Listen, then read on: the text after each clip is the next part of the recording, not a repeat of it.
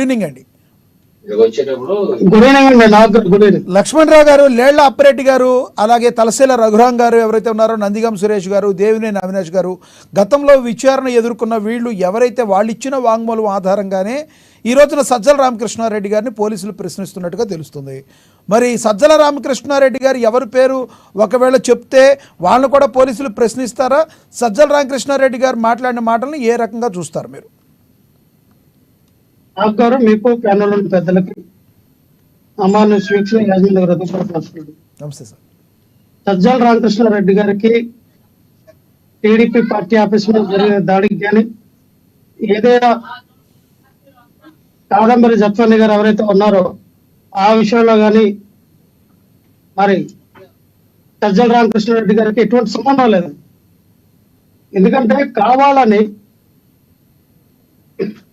ఆయన్ని ఇరికించడం జరుగుతూ ఉంది. ఎందుకంటే జగన్మోహన్ రెడ్డి గారి తర్వాత రాగర్ వాయిస్ క్లియర్ గా ఉందండి. వినబడుతుంది, కంటిన్యూ ప్లీజ్ కంటిన్యూ. కావాలని సజ్జల రామకృష్ణారెడ్డి గారిని ఇరికించే ప్రయత్నం చేస్తూ ఉన్నారు. లేలప అప్పిరెడ్డి గారు అవనియండి, నందికం సురేష్ గారు అవనియండి, వీళ్ళు ఎవరైతే అరెస్ట్ చేశారో ఇవన్నీ కూడా రాజకీయ కక్షల కారణంగా అరెస్ట్ చేశారు. ఇంకా వాళ్ళని అరెస్ట్ చేయలేదండి. లక్ష్మణరావు గారు అరెస్ట్ చేయలేదు, వాళ్ళు కోర్టు నుంచి స్టే తెచ్చుకున్నారు. మేము చట్టబద్ధంగా కోర్టుకు వెళ్తా ఉన్నారు, వాళ్ళు ఏదో కోర్టు నుంచి స్టే తెచ్చుకున్నారు. వాళ్ళు విచారణకు హాజరయ్యారంతే. ఆ విచారణలో సజ్జల గారి పేరు వాళ్ళు చెప్పారు. లేదండి, లేదు. సజ్జల రామకృష్ణారెడ్డి గారి పేరు ఎక్కడ కూడా వాళ్ళు చెప్పలేదు. కావాలని ఇది హోమ్ మినిస్టర్ గారు చంద్రబాబు నాయుడు గారు ఆడుతున్నటువంటి రాజకీయ క్రీడ. సో ఇక్కడ సజ్జల రామకృష్ణారెడ్డి గారి యొక్క పేరు ఎక్కడ కూడా చెప్పలేదు. ఒకటే సార్, ఇది అధికారంలోకి వచ్చిన ఈ 4 నెలల్లో పక్కన పెట్టి ఈరోజు చేస్తున్నటువంటి దుర్గంతం మన అందరికీ తెలిసిందే. ఇప్పుడు సంపద సృష్టిస్తాను, నేను సంపద ఆ సృష్టికర్త అని చెప్పినటువంటి చంద్రబాబు నాయుడు గారు వివాదాలు సృష్టిస్తున్నారు లేదా? ఫస్ట్ నెల 1వ నెల వచ్చేసరికి మా యొక్క వైఎస్ఆర్ పార్టీ నాయకులు కార్యకర్తల మీద దాడులు, 2వ నెల వచ్చేసరికి శాంతి గారి విషయం తెరపైకి తీసుకొచ్చారు, 3వ నెల వచ్చేసరికి మరి ఏదైతే ఈ రాష్ట్రంలో మన మొన్నటి వరకు జత్వాని గారి కేసు ఏదైతే తెరపైకి తీసుకొచ్చి ఆయన నెలంతా పబ్బం గడిపారు. 4వ నెల వచ్చేసరికి శ్రీవారి లడ్డూలో కల్తీ జరిగింది, నెయ్యిలో జంతు కొవ్వు పంది కొవ్వు కలిసిందని 4వ నెలంతా పబ్బం గడిపారు. 5వ నెల వచ్చేసరికి ఇప్పుడు సజ్జల రామకృష్ణారెడ్డి గారి యొక్క ఇష్యూ తీసుకొచ్చారు తెరపైకి.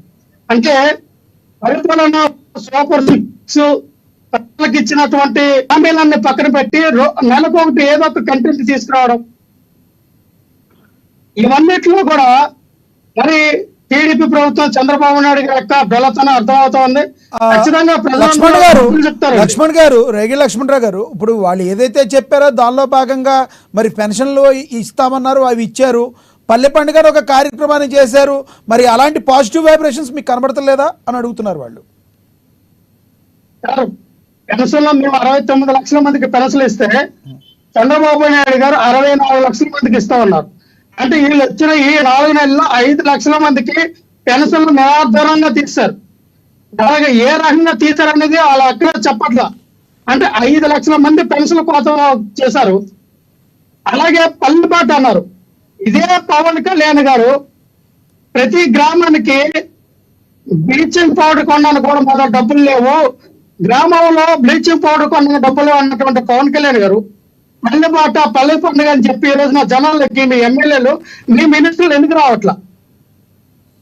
మేము ఒకటో చెప్తా ఉన్నా నాకు గారు, ఏదేమైనా మాకు 2 నెలల్లో జనాలే ఉద్యమిస్తారు, జనాలే రోడ్డు మీదకి వస్తారు, జనాలు ఖచ్చితంగా వీళ్ళకి చెప్పుల దండలేసి ఊరేగించే పరిస్థితులు ఏర్పడతాయి.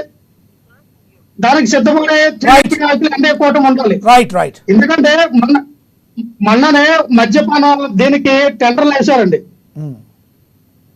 టెండర్లో జనసేన పార్టీకి కానీ బీజేపీ పార్టీ నాయకులకు కానీ లక్ష్మణరావు గారు ఈ టాపిక్ వేరేది వెళ్తుంది మనం ఈ రోజు సజ్జల రామకృష్ణారెడ్డి గారు ఏదైతే ఇష్యూ ఉందో దాని గురించి మాట్లాడదాం. బోరగడ్డ అనిల్ కుమార్ని అరెస్ట్ చేశారు, దాని గురించి ఏమంటారు మీరు? బోరగడ్డ అనిల్ కుమార్ గారు వైఫ్ ఎవరైతే ఉన్నారో ప్రభుత్వమే మా హస్బెండ్కి ఏమైనా జరిగితే బాధ్యత వహించాలని వాడు మాట్లాడిన మాటలు, బోరగడ్డ అనిల్ కుమార్ అరెస్ట్ని ఎలా చూస్తారు మీరు?